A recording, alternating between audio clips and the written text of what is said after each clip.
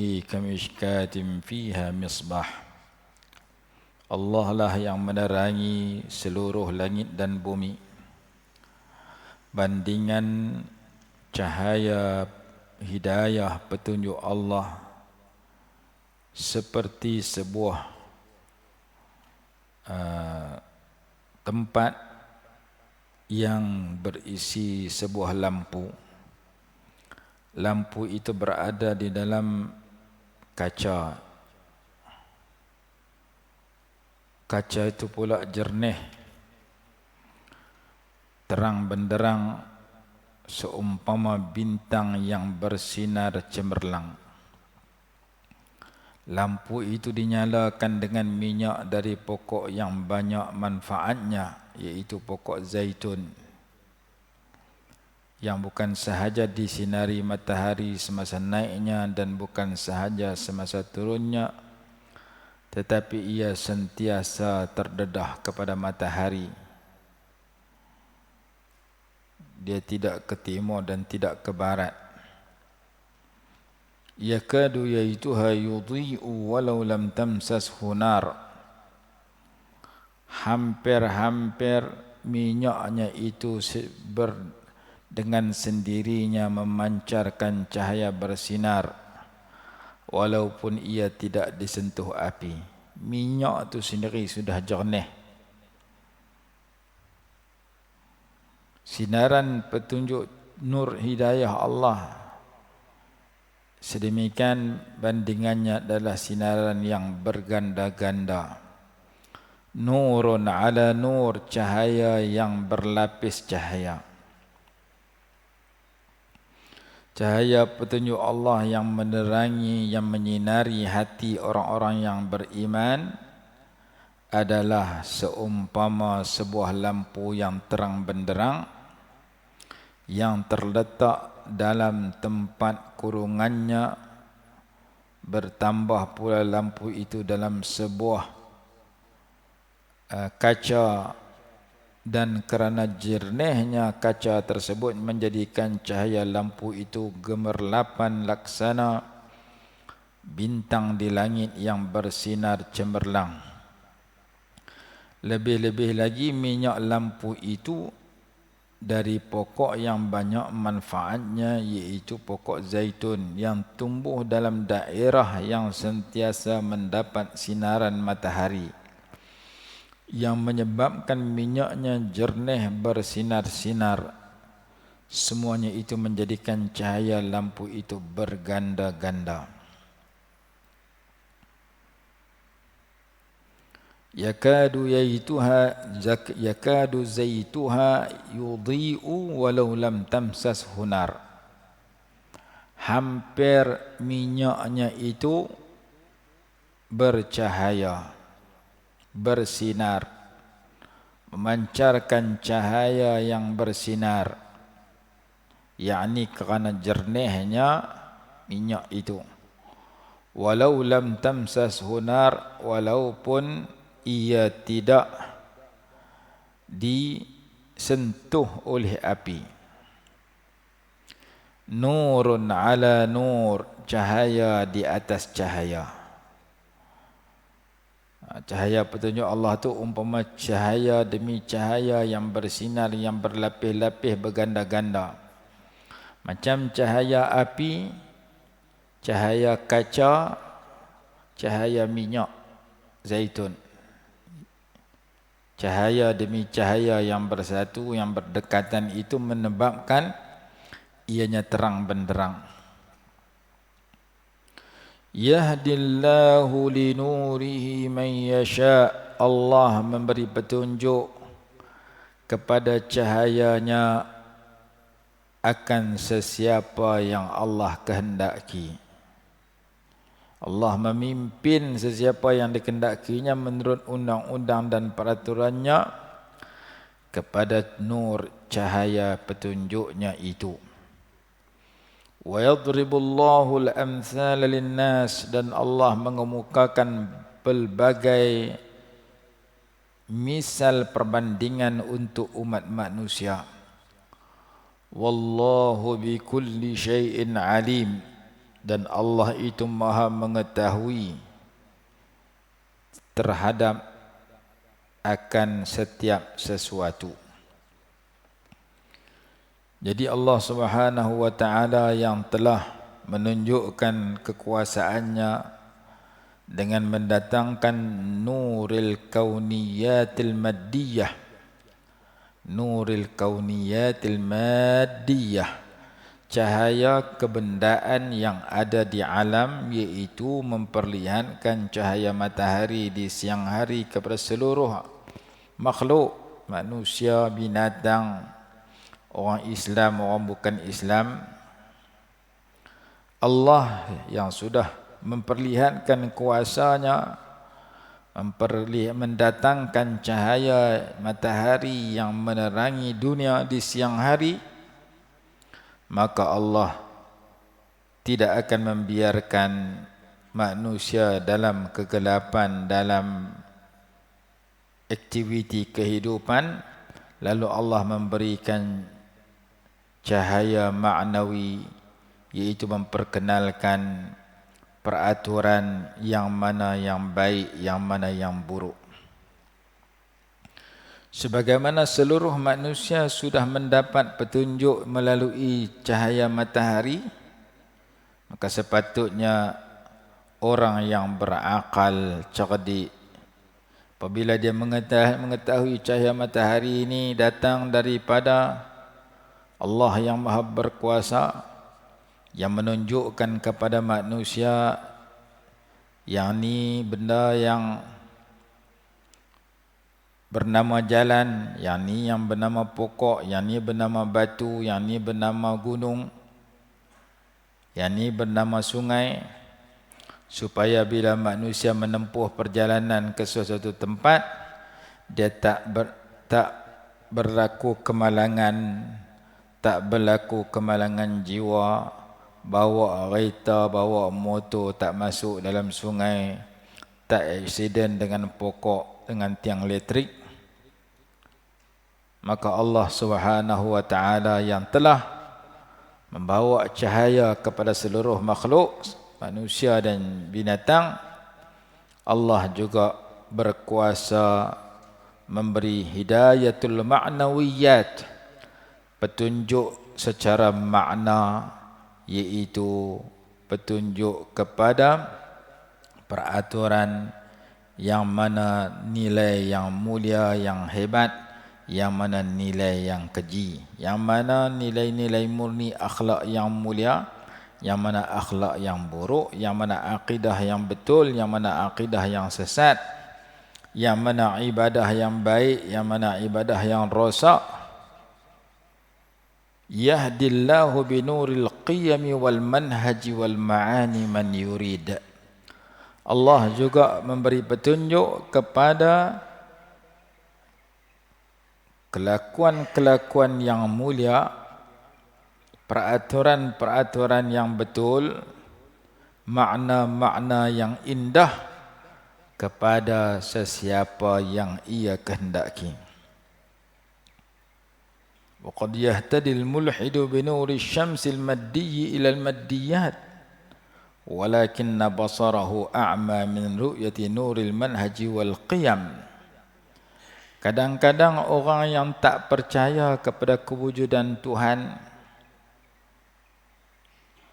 ia sudah mendapat manfaat daripada cahaya matahari yang memperlihatkan kepada dia kebendaan-kebendaan depan mata dia. Dia tak percaya kepada Allah ada. Dia kata alam ni jadi sendiri, tak percaya kepada wujud Tuhan. Tapi dia sudah mendapat manfaat daripada kebendaan yang Allah anugerahkan kepada semua makhluk. Matahari yang dia dapat cahaya itu pun bukan dia buat sendiri, dan tidak ada sesiapa mendakwa gunung ni saya cipta, matahari ni saya buat, langit bumi saya buat. Manusia hanya boleh mengaku saya masak nasi, masak lauk, saya buat baju, saya buat rumah. Tu pun bahan-bahan dia tak boleh buat. Nak buat rumah, bahan dia Allah cipta. Nak buat kapal terbang, besi nak buat kapal terbang tu main daripada bumi. Siapa yang cipta besi? Allah Ta'ala. Kamu pandai buat kapal terbang, siapa cipta otak kamu sehingga kamu boleh fikir buat kapal terbang macam ni? Allah Ta'ala, bukan kamu buat sendiri. Manusia buat sesuatu, ambil bahan mentah yang Allah dah cipta. Nak buat ucuk kodok, ambil pisang, ambil tepung, ambil garam, apa semua. Garam tu mai pada mana? Allah Ta'ala cipta. Tepung tu mai pada mana? Pokok gandum. Pokok gandum siapa bagi tumbuh? Allah bagi tumbuh. Pisang tu siapa bagi tumbuh? Allah bagi tumbuh. Kita cantum bahan yang Allah Ta'ala bagi, sehingga jadi makanan, jadi pakaian, jadi kenderaan, jadi rumah. Kita nak kata aku buat ke semua, tak boleh. Mai tang matahari, langit, bumi, gunung, ganang, hak tu lagi tak boleh mengaku apa. Matahari ni aku yang buat cipta, aku yang buat naik di pagi hari, aku yang buat turun di petang hari bagi tenggelam. Kalau ada orang kata aku tu, orang kata gila. Hidup mengaku buat benda yang dia tak buat. Jadi orang yang tak percaya kepada kewujudan Allah Subhanahu wa taala sendiri sudah mendapat manfaat daripada cahaya matahari yang dia terima. Tetapi mata hatinya buta daripada melihat cahaya peraturan Allah, cahaya agama Allah, cahaya ilmu yang membawa kepada redha Allah. Imam Syafi'i kata ilmu hak betul adalah cahaya. Syakautu ila waki'in su'a hifdhi fa arsyadani ila tarkil ma'asi. أخبرني بأن العلم نور ونور الله لا يهدى لعاصي. Aku mengadu kepada guruku Waki' tentang buruknya hafalanku. Lalu ia membimbingku agar aku meninggalkan segala dosa maksiat. Dan dia memberitahu kepada aku bahwasanya ilmu yang sebenar itu adalah cahaya. Dan cahaya itu tidak akan diberikan kepada orang yang melakukan dosa maksiat. Guru aku Waki' Ibnul Jarrah rahimahullah habang ke aku, ilmu betul ini cahaya yang Allah bagi. Bukan hak dia duk bercakap, hak dia duk tulis. Kalau hak dia duk bercakap, kaset pun boleh bercakap, MP3 pun boleh bercakap, tapi dia tak amal pun apa dia bercakap. Kalau hak ditulis, komputer boleh tulis, tapi komputer tak buat pun apa yang dia tulis. Dia tulis sembahyang 5 waktu wajib, dia tak pernah sembahyang semua hidup. MP3, rakaman kaset, kita bercakap, kita rakam, lepas tu kita pasang balik. Sebiji apa yang kita cakap, dia rakam, dia boleh cakap balik ke orang. Tapi dia tak amal apa dia cakap. Ilmu yang sebenar, cahaya yang Allah masuk dalam hati seseorang, yang melimpah cahaya itu dengan amalan yang mulia. Imam Ibn Mas'ud radhiyallahu anhu berkata, "Laisal ilmu bikathratir riwayati, walakinnal ilma nurun yuqdhafu fil qalbi." Bukanlah ilmu yang sebenar banyak mengajak orang, banyak riwayat hadis, dia dengar, dia boleh habang ke orang. Tapi ilmu yang sebenar adalah nur yang Allah masukkan dalam hati. Dalam sebuah hadis yang disebut oleh Al-Imam Al-Ghazali rahimahullahu ta'ala, Nabi SAW bersabda, "Al-ilmu ilmani." Ilmu itu ada 2 jenis. Ilmun 'alal lisani fadhalika hujjatullahi ala khalqihi. Ilmu yang ada di lidah sahaja tapi tak masuk dalam hati. Dia boleh dengar, dia boleh ingat, dia boleh cakap habaq kat orang.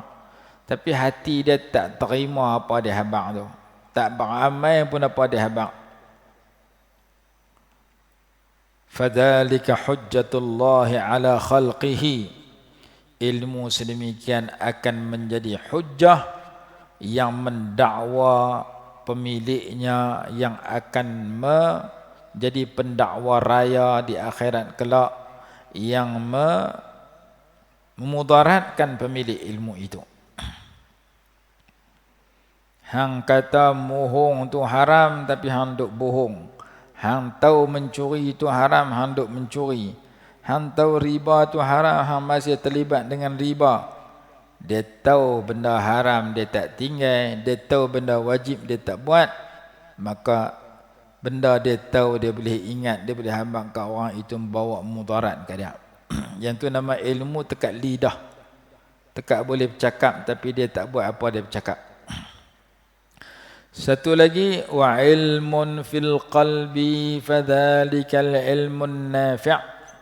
Dan ilmu yang kedua, ilmu yang masuk dalam hati, itulah ilmu yang bermanfaat.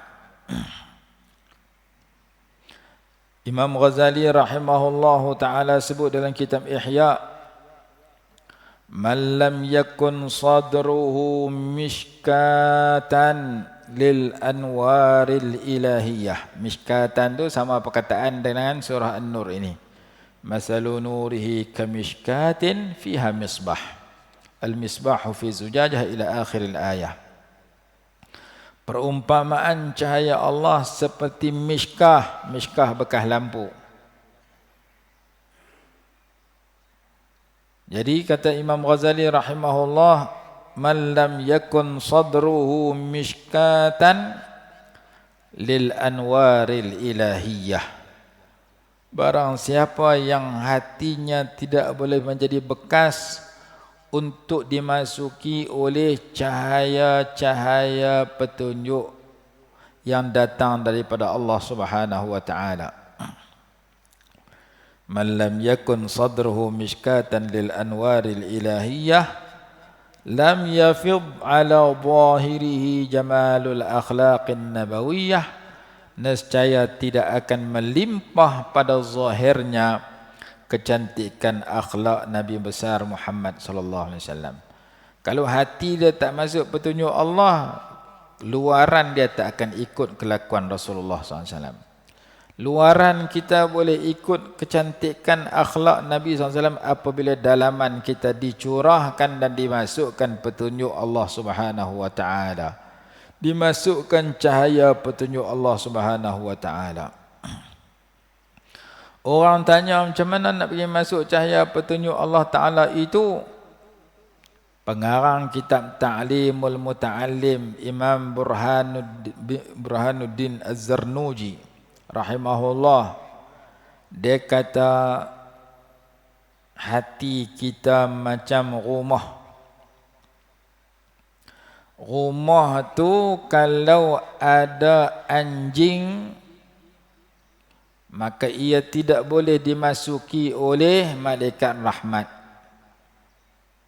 Hadis kata, innal malaikata la tadkhulu baitan fihi kalbun aw surah. Sesungguhnya malaikat rahmat itu tidak akan masuk di dalam sebuah rumah yang mana di dalam rumah itu ada anjing ataupun gambar. Gambar di situ sebahagian besar ulama mentafsirkan patung. Dalam rumah dia buat patung. Dikecualikan oleh sebahagian ulama anak patung. Anak patung tak apa pasal mainan budak-budak. Sayyidah Aisyah radhiyallahu anha dibenarkan oleh Nabi SAW main anak patung. Sebab Sayyidah Aisyah budak-budak lain.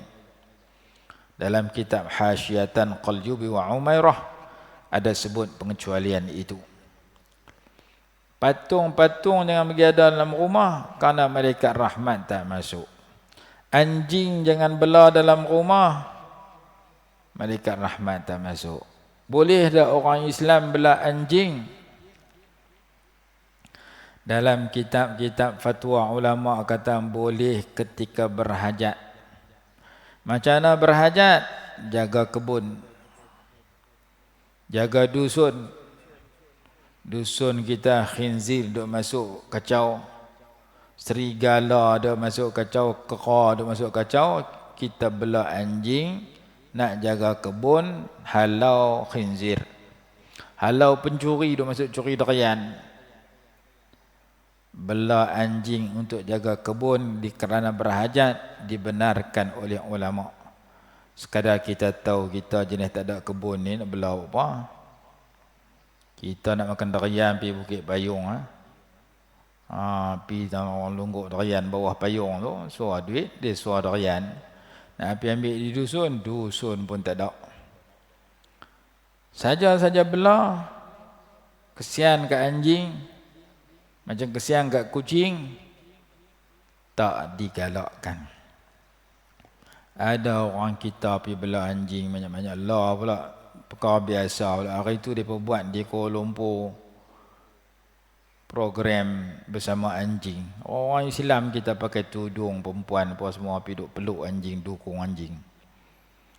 Zaman kuih belakang ni macam-macam benda-benda baru muncul. Kita pun penin. Tak payah duk bela anjing. Kerana anjing ini penghalang datangnya malaikat rahmat. Malaikat maut tak? Malaikat maut bela apa? Dia masuk dalam rumah. Bila nak ambil nyawa. Tapi malaikat rahmat tidak memasuki ke dalam rumah yang ada dalamnya anjing. Dan ada di dalamnya patung.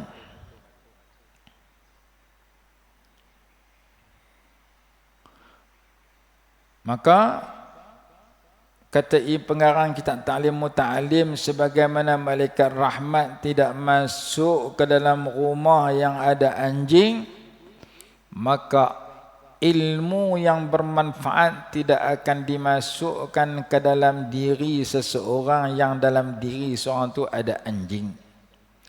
Apa dia anjing dalam diri seorang? Kelakuan yang buruk.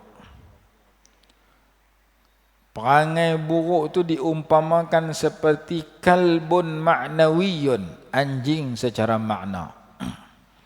Maka orang yang ada ilmu bermanfaat kena buang kelaku buruk, kena hias diri dengan kelaku baik, barulah Allah Ta'ala hantar ilmu yang bermanfaat pergi kat dia.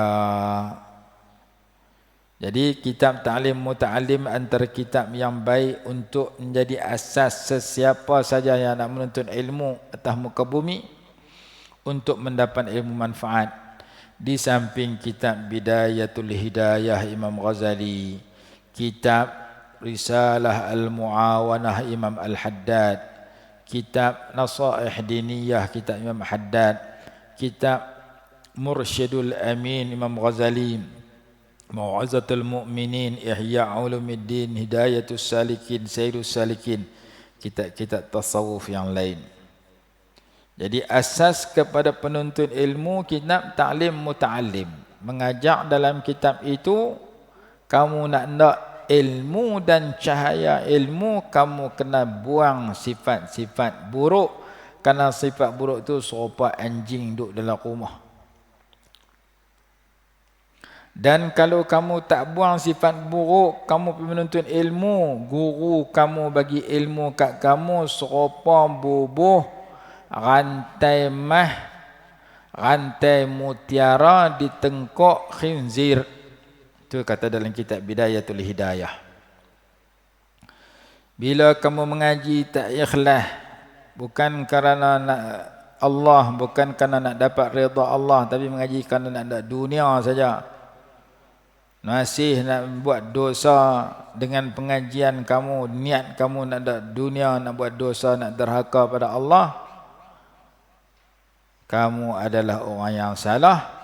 Maka guru yang bagi ilmu kat kamu serupa bagi senjata kepada perompak dan serupa bagi rantai kepada tengkok anjing, ke tengkok khinzir. Kawan tu main hebat dengan kita, aku nak pergi merompak di bank Pistol senapang tak ada, kita kata nah ambil pistol kau pergi rompak. Maka perompak itu berdosa, kita pun berdosa sama pasal kita tolong bagi senjata ke dia. Dia niat nak buat jahat, kita bantu kejahatan dia.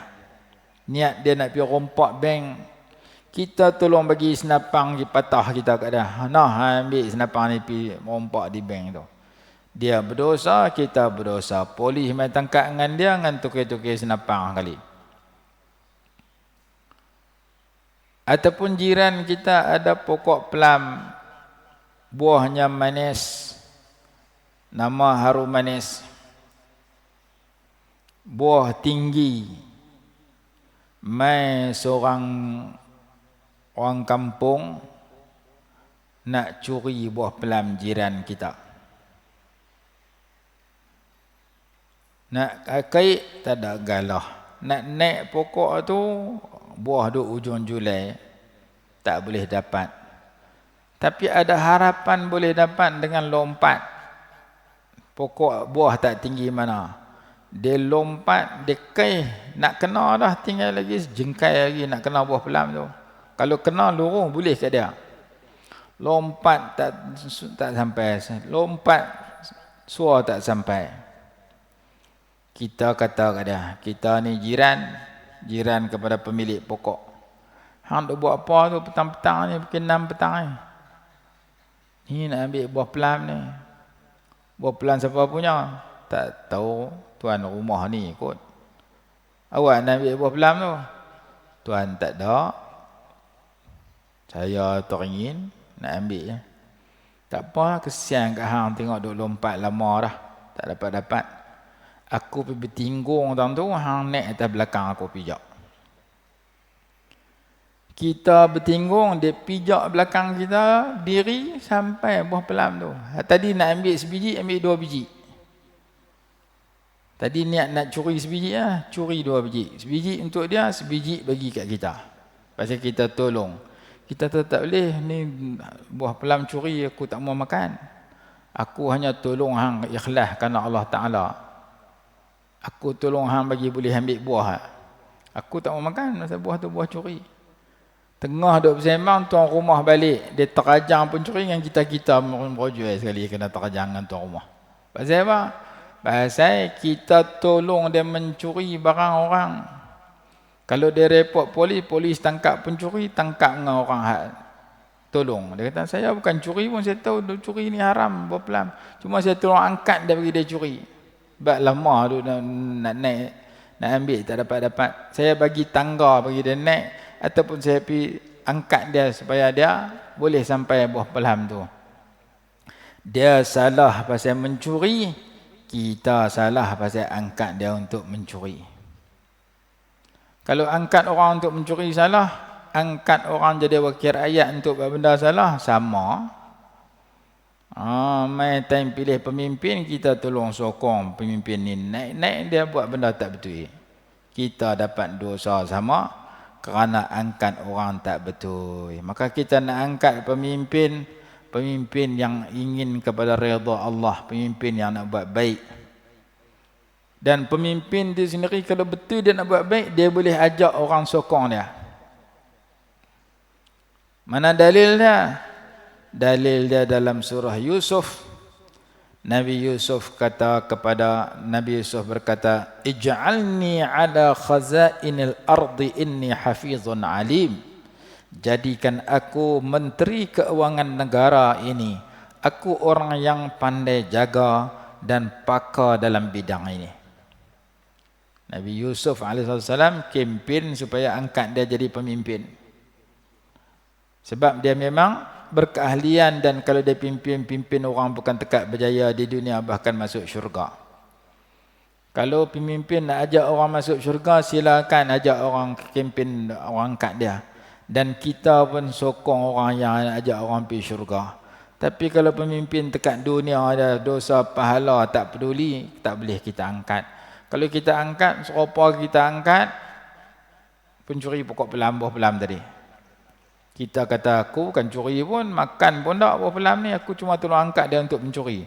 Hang bantu dia buat jahat. Dia tak boleh buat jahat kalau hang tak tolong. Hang tengok dia nak buat jahat, hang pergi duk bagi tangga pula dia supaya dia naik. Hang pergi duk bertinggung, duk angkat, duk dukung dia pula supaya dia naik tinggi, kemudian dia curi buah pelam jiran hang. Jiran hang marah kat dia, marah kat hang. Marah kat dia pasal dia curi, marah kat hang, hang tolong pencuri. Maka seorang guru berjumpa seorang pelajar yang belajar dia kerana dunia bukan kerana akhirat. Mengaji rajin semayang segan, mengaji rajin kelaku buruk. Hang telah memberikan permata ke tengkok khinzir. Khinzir tak layak pakai rantai mah. Rantai mutiara, hang pergi beli rantai mah, pergi buh di tengkok khinzir, tak kena. Rantai mah buh di tengkok perempuan. Hang telah bagi pistun dan senapang kepada lelaki yang menerima pistun itu bukan untuk buat baik, tapi guna pistun senapang untuk jadi perompak. Itu perumpamaan yang dibuat oleh Imam Ghazali rahimahullah di awal kitab Bidayatul Hidayah. Nak habang kepada seseorang yang menuntut ilmu kena ikhlas, bahkan apa kita nak buat kena ikhlas. Nak semayang, nak mengaji, nak menega, nak keluar zakat, pergi haji, semua ikhlas kerana Allah. Nak angkat pemimpin pun ikhlas kerana Allah. Dan pemimpin itu bila dia naik, dia nak buat baik, bukan dia nak buat jahat.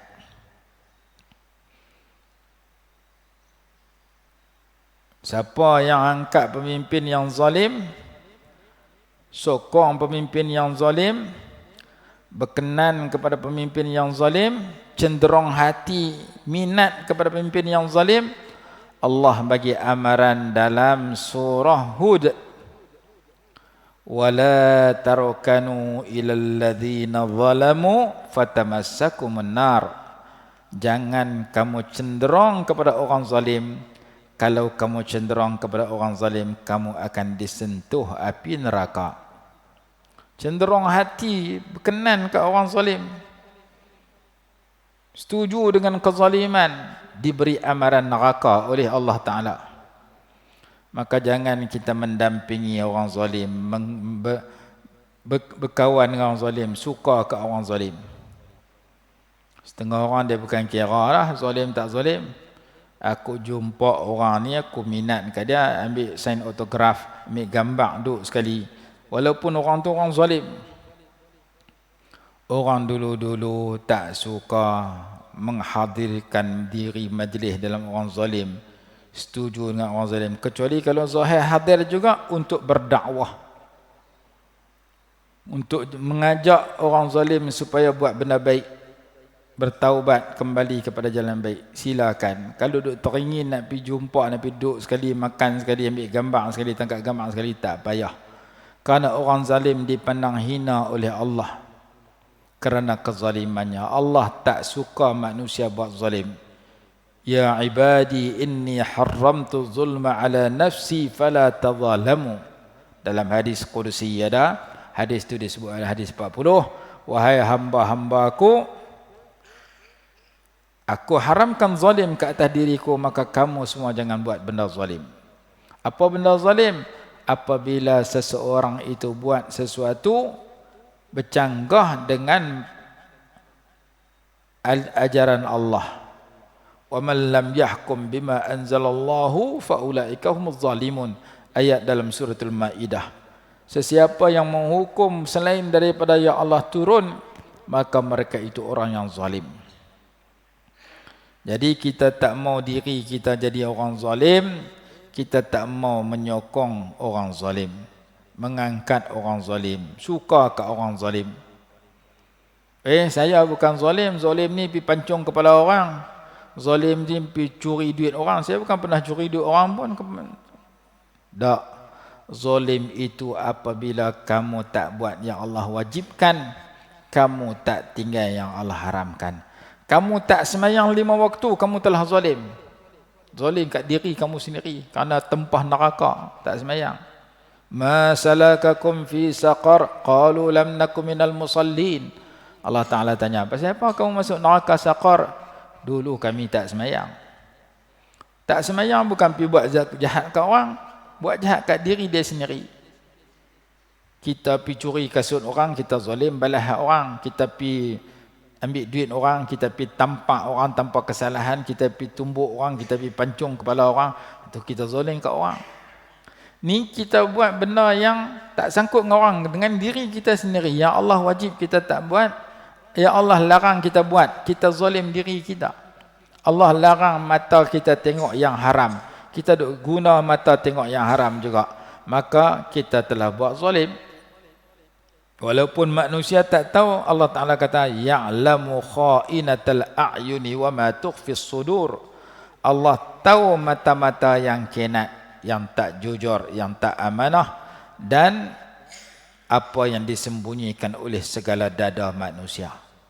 Apa yang duduk dalam hati kamu, kamu nak buat jahat, kamu guna buat jahat tu, Allah Ta'ala tahu walaupun orang tak tahu. Ya'lamu kha'inatal a'yuni wa ma tukhfis sudur. Allah tahu mata-mata yang kenat, mata-mata yang jahat, dan apa yang disembunyikan oleh dada-dada manusia. Walaupun hak dalam dada kamu orang lain tak tahu, Allah Ta'ala tahu bila kamu guna untuk buat jahat. Dada kamu, dalam hati kamu nak tulis yang jahat, kamu tulis yang jahat. Dalam hati kamu, kamu nak buat perbuatan jahat, kamu buat yang jahat, ikut keburukan yang main daripada hati kamu tu. Walaupun manusia tak tahu, Allah Ta'ala kata aku tahu. Maka kamu telah buat zalim kat diri kamu. Bukti dan Nabi Adam AS, Allah larang satu pokok jangan dekati. Wala taqraba hazihi syajarata fatakuna minadh zalimin. Jangan kamu berdua mendekati pokok ini, wahai Adam, wahai Hawa. Kalau kamu berdua mendekati pokok ini, maka kamu dua termasuk orang zalim. Wala taqraba hazihi syajarata fatakuna minadh zalimin. Nabi Adam dekati juga, menyebabkan Nabi Adam turun atas muka bumi dengan Sayyidina Hawa. Qulna bitu ba'dukum li ba'din adu. Kami berfirman, turunlah kamu semua. Nabi Adam turun, Sayyidina Hawa turun, Iblis turun. Sebahagian kamu bermusuh dengan sebahagian yang lain. Nabi Adam dengan Sayyidina Hawa bermusuh dengan Iblis. Dan keturunan Nabi Adam bermusuh dengan Iblis dan segala syaitan-syaitan sampai hari kiamat. Tinggal kita sebagai keturunan Nabi Adam nak jadi orang yang masuk belah Nabi Adam kan nak masuk belah Iblis. Pilihan duk kat kita. Inna hadainahu as-sabila imma syakiran wa imma kafura. Kami tunjuk jalan ni, jalan orang syukur ikut Nabi Adam. Ni jalan orang kufur ikut Iblis.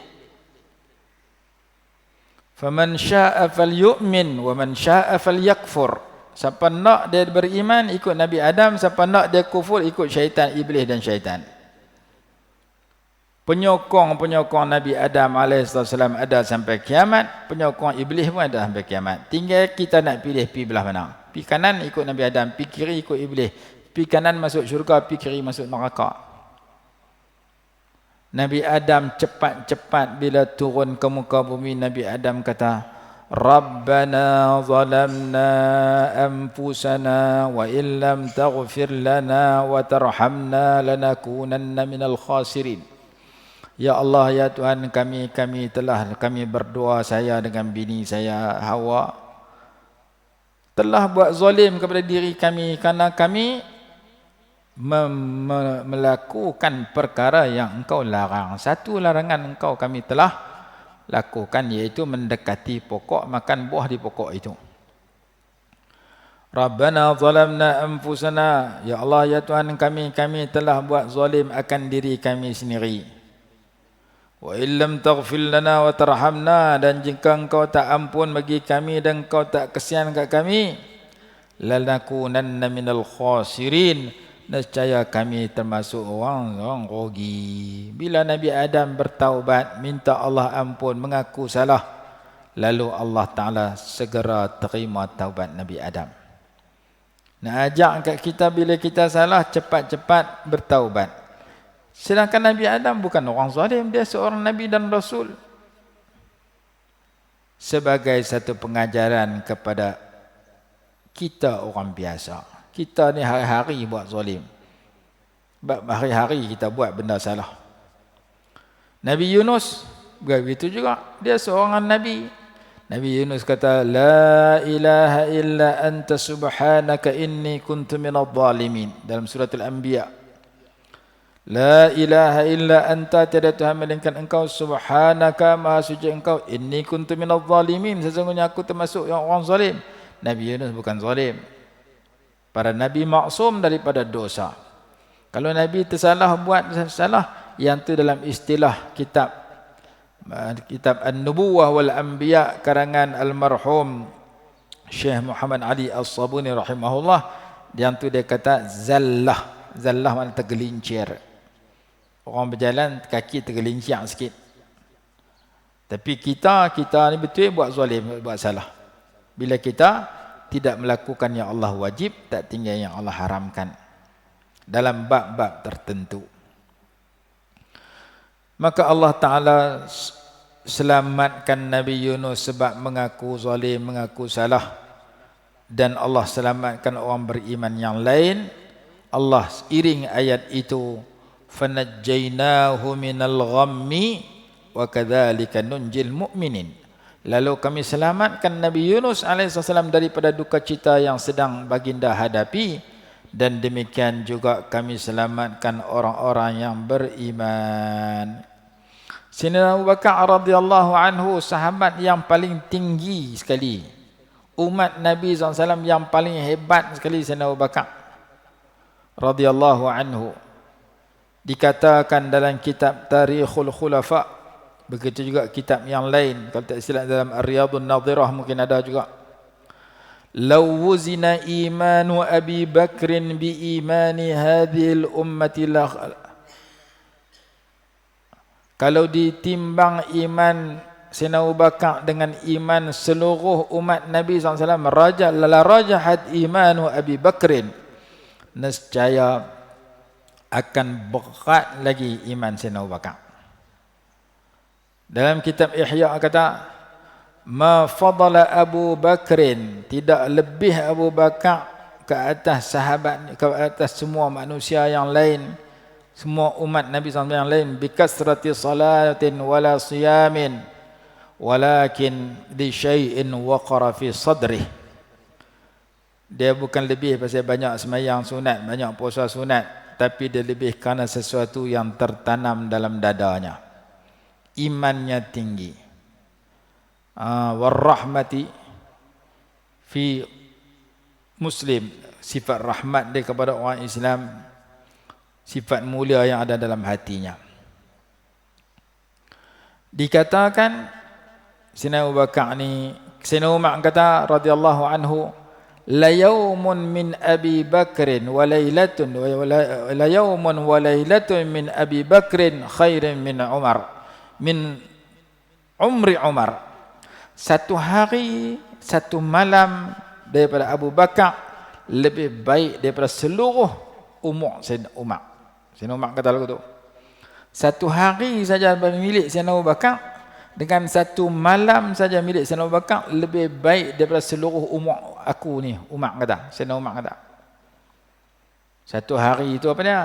Satu malam itu apa dia?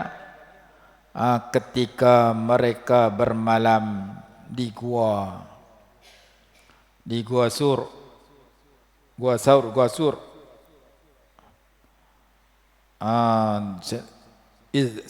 Izhuma fil ghar, thaniya snaini izhuma fil ghar, dalam surah Taubah. Orang yang kedua ketika mereka berdua berada di dalam gua. Jadi Sayyidina Abu Bakar ni begitu tinggi tahapnya, tidak ada orang yang boleh bertanding. Sayyidina Umar sendiri kata, satu hari dia lebih baik daripada seumur umur hidup aku. Satu malam dia lebih baik daripada seumur hidup aku.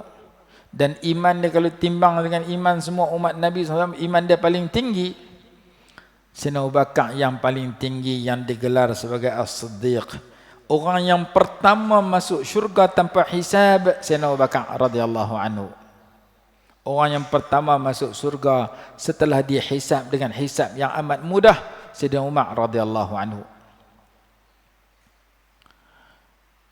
Apa kata Sayyidina Umar? apa kata Sayyidina Abu Bakar kepada Sayyidina Nabi SAW? Ya Rasulullah, alimni du'aan ad'u bihi fi salati.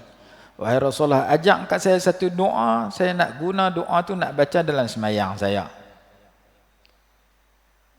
Maka Nabi SAW ajak satu doa. Doanya berbunyi, Allahumma inni zalamtu nafsi zulman katsira wa la yaghfiru dzunuba illa anta.